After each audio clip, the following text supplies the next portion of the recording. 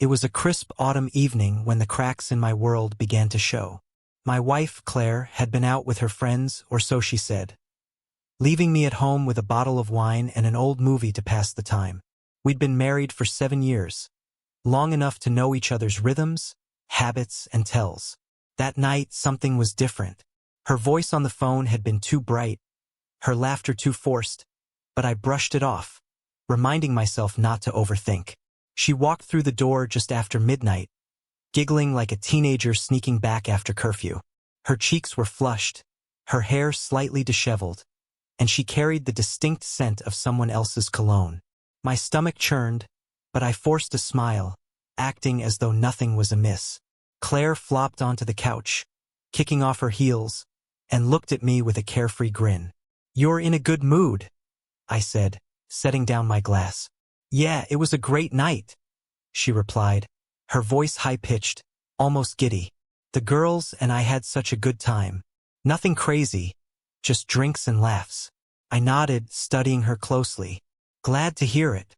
As the night wore on, I noticed she avoided my gaze and clutched her phone like a lifeline. Suspicion crept in, but I said nothing. Confrontation wasn't my style, not yet. Anyway, instead I decided to wait and observe. After all, trust was the foundation of our marriage, or so I'd believed. The next morning, Claire was unusually cheerful, humming as she prepared breakfast. Her phone buzzed repeatedly, but she made no move to check it. When she left the room, I couldn't resist. I picked up the phone, heart pounding, and unlocked it. We knew each other's passcodes. One of those little signs of trust that now felt like a cruel joke. The messages were damning. "Last night was amazing," read one. "I can still feel your touch." My vision blurred as I scrolled through the stream of texts from a contact named M. There were photos too, taken in a dimly lit hotel room. Claire laughing, glass in hand, draped across a man I didn't recognize. My world shattered in an instant. The betrayal was like a physical blow, stealing my breath. I placed the phone back where I'd found it, forcing myself to remain calm. Rage would come later, for now I needed clarity. Plan. Claire returned to the kitchen, oblivious to my discovery. She kissed me on the cheek and handed me a plate of eggs, her smile as radiant as ever. How could she? How could she pretend everything was fine after what she'd done? Over the next few days, I became a ghost in my own home, watching, listening, piecing together the extent of her deceit. The one-night stand, as I soon learned, was anything but harmless. It wasn't even a one-time occurrence. Claire and M had been meeting for months, stealing moments I thought were ours. The rage simmered beneath my skin, but I didn't confront her. Not yet. Instead, I focused on gathering evidence, documenting everything. Texts, photos, even the receipts she carelessly left in her purse. My plan began to take shape, and with it, a sense of grim satisfaction. On the surface, I was the same devoted husband. I cooked her favorite meals, laughed at her jokes, and even planned a weekend getaway, just the two of us. Claire seemed relieved, as if my attentiveness absolved her of guilt. Little did she know, I was laying the groundwork for her downfall. The weekend trip was my masterpiece. I booked a cabin in the mountains, secluded and picturesque. Claire was thrilled, gushing about how much she needed the escape. I packed our bags, ensuring everything was perfect. Even the camera equipment, a new hobby I'd taken up, came along. She didn't question it. The first night was magical, at least on the surface. We drank wine by the fire, reminisced about our early days, and even shared a dance under the stars. But my mind was elsewhere, focused on the culmination of my plan.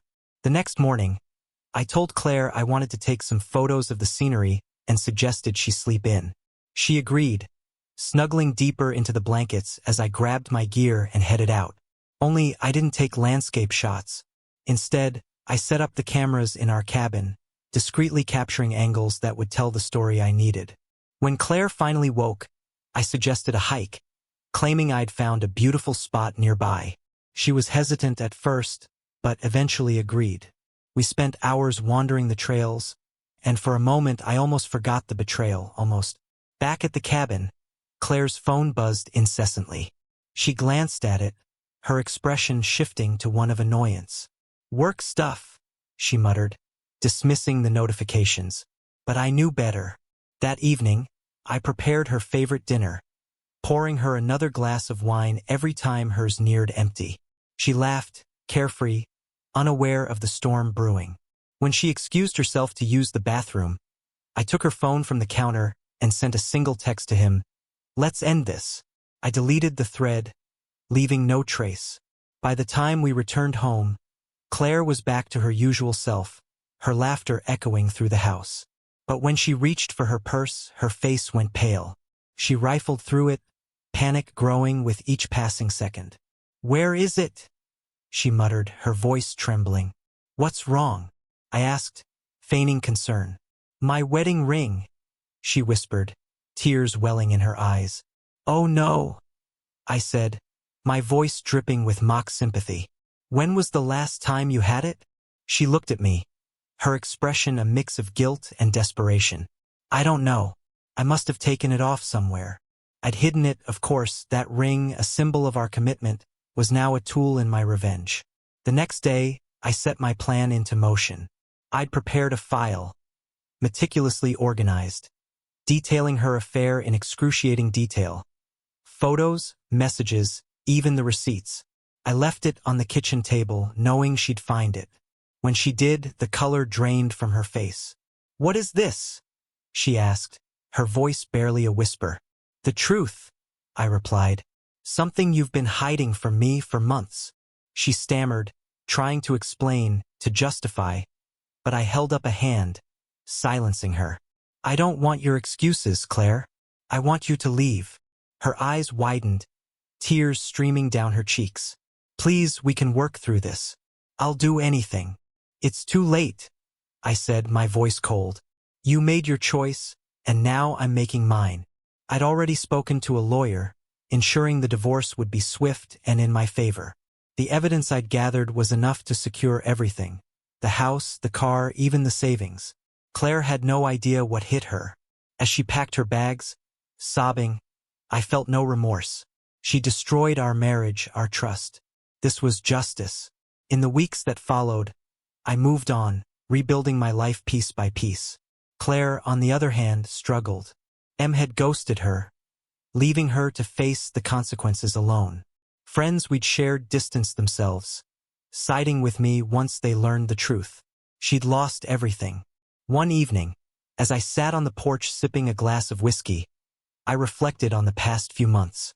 The pain of betrayal was still there, a dull ache in my chest, but so was a sense of triumph. I'd taken back control, refusing to be a victim. Claire's laughter haunted me no more. It was replaced by the sound of my own, a laughter born of freedom, resilience, and the sweet taste of revenge.